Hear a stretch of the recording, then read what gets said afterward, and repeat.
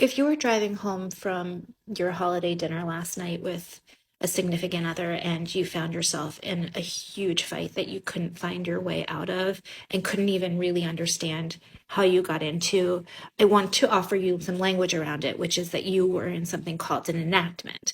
And enactments happen all the time when we're living amongst people with unresolved trauma and grief. So chances are the two of you got in the car and started talking about Christmas, and one person was storing up a ton of feelings about X, Y, and Z, and the other person was like, actually, I thought it went okay. And there was like a total split in the level of consciousness that each person held around the holiday and how each person felt like it went.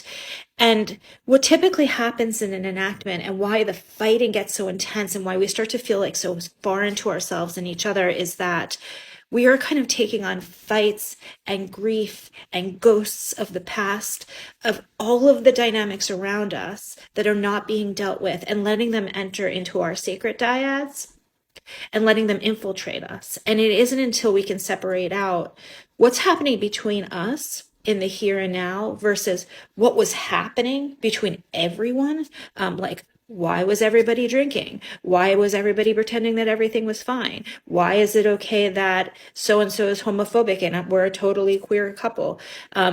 There's so much that gets enacted between two people who leave situations where there are unresolved and unspoken tensions that it ends up being really destructive to the relationship following these events that you need the most, and where the secure attachment is of the utmost importance. So protecting a couple or your most intimate relationship against enactments is one thing to do in order to set up for success after these events, though I can't promise it works because the power of the enactment and the invitation into other people's unconscious battles is that strong.